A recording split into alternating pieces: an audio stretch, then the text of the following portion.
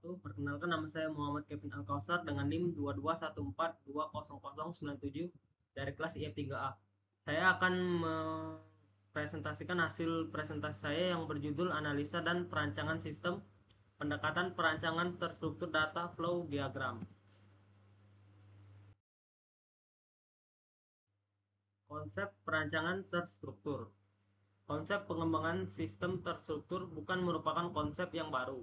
Teknik perakitan di pabrik-pabrik dari perancangan sirkuit untuk alat-alat elektronik adalah dua contoh dari konsep ini yang banyak digunakan di industri-industri. Salah satu metode dalam pengembangan sistem terstruktur adalah menggunakan DFD, Data Flow Diagram, atau diagram arus data.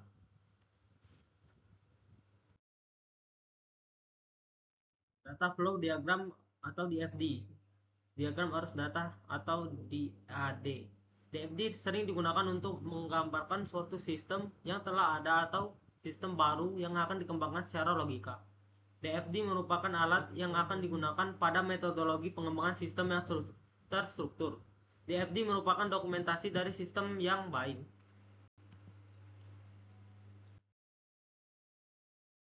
Data Flow Diagram DFD. 3 alasan untuk yang menyebabkan sebaiknya dilakukan pemodelan sistem, yaitu dapat melakukan perhatian pada hal-hal penting dalam sistem tanpa mesti terlibat terlalu jauh, mendiskusikan perubahan dan koreksi terhadap kebutuhan pemakai dengan resiko dan biaya minimal, menguji pengertian dan penganalisa sistem terhadap kebutuhan pemakai dan membantu pendesain sistem dan pemrogram membangun sistem.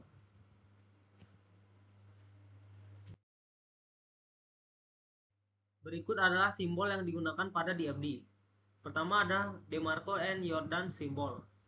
Keterangan game insertion symbol, external entity atau kesatuan di luar. Data flow, proses, data store atau penyimpanan data.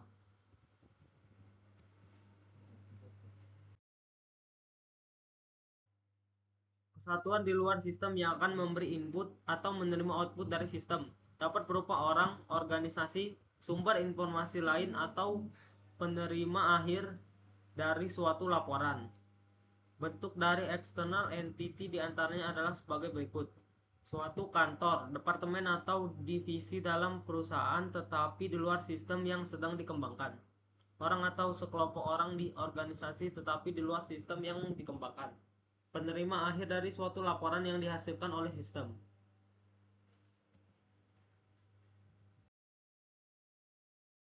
Berikut adalah simbol entity dan contohnya. Di sini terdapat pelanggan, akuntansi, pemasok, dan gudang.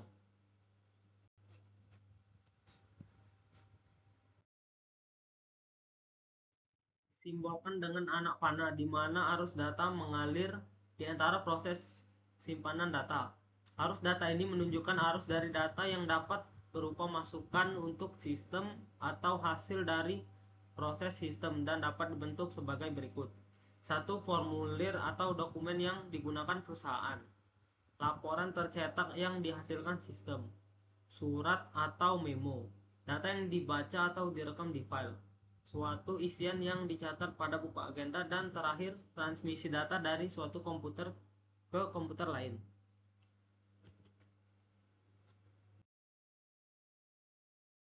Konsep paket dari data atau packet of data.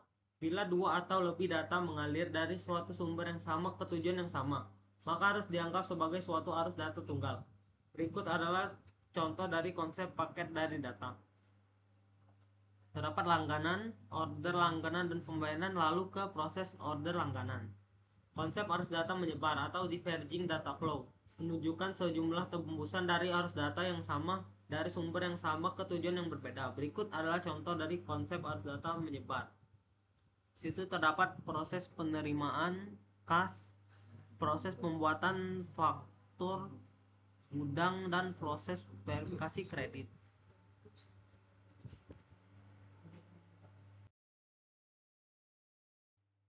Konsep arus data mengumpul atau converging data flow menunjukkan beberapa arus data yang berbeda dari sumber yang berbeda bergabung bersama-sama menuju ke tujuan yang sama. Berikut adalah contoh dari konsep arus data mengumpul. Terdapat nomor 1, proses pembuatan faktur ke faktur, lalu Kedua, pembuatan slip pengepakan pengiriman lalu ke langganan.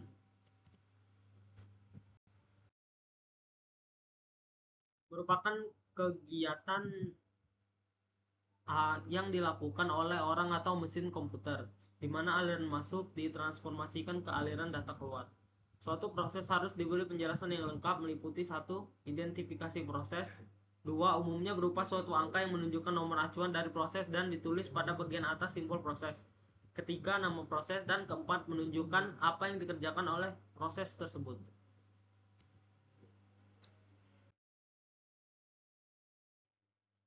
Berikut adalah data flow diagram di FD data store simpanan data.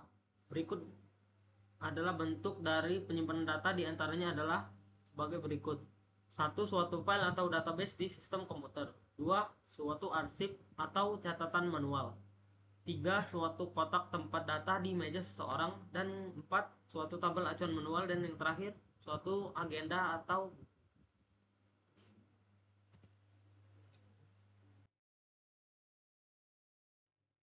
beberapa hal yang perlu diperhatikan dalam penggambaran simpanan data store. 1. Hanya proses saja yang berhubungan dengan data source, karena yang menggunakan atau merubah data di data source adalah suatu proses. Arus data yang menuju ke simpanan data dari suatu proses menunjukkan proses update terhadap data yang tersimpan di simpanan data. Update dapat berupa penambahan atau penyimpanan record atau dokumen baru, penghapusan atau mengambil dokumen, dan proses pengeditan. 3. Arus data yang berasal dari simpanan data ke suatu proses menunjukkan bahwa proses tersebut menggunakan data yang ada di simpanan data. 4. Untuk suatu proses yang melakukan kedua-duanya, yaitu menggunakan dan update data source, dapat dipilih dengan menggunakan sebuah garis dengan anak panah dua arah atau menggunakan dua garis anak panah. Berikut adalah contoh dari prosesnya. 1. Memeriksa dan merubah data barang penjualan lalu ke persediaan barang.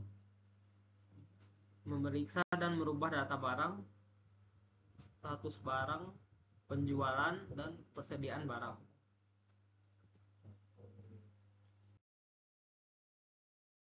Syarat pembuatan DFD. DFD yang benar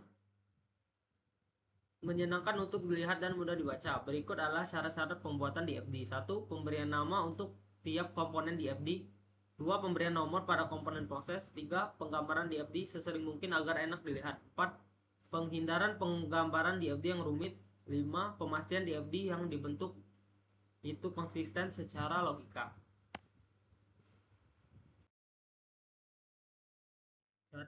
Pedoman menggambar DFD. 1. Identifikasikan terlebih dahulu semua kesatuan luar atau external entities yang terlibat di sistem.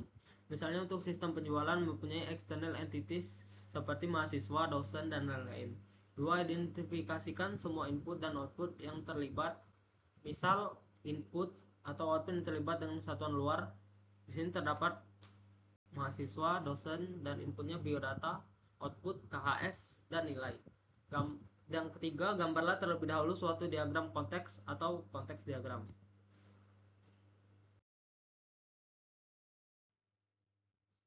Ini adalah contoh dari syarat pembuatan DFD. Pertama ada DB mahasiswa, lalu ke siakat, dosen, nilai, KHS, mahasiswa, dan biodata. Konteks diagram merupakan tingkatan tertinggi dalam diagram aliran data dan hanya memuat satu proses, menunjukkan sistem secara keseluruhan. DFD yang pertama kali digambar adalah level teratas, dan diagram ini disebut konteks diagram. Tiap-tiap proses di overview diagram akan digambar secara lebih terinci lagi dan disebut dengan level 1. Berikut adalah contoh dari konteks diagram top level dan contoh diagram dari overview diagram level 0.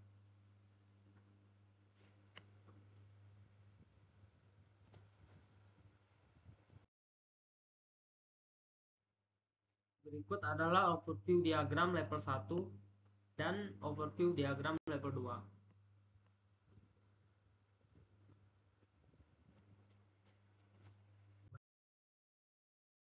Baiklah, sekian presentasi dari saya. Saya akhiri. Assalamualaikum warahmatullahi wabarakatuh.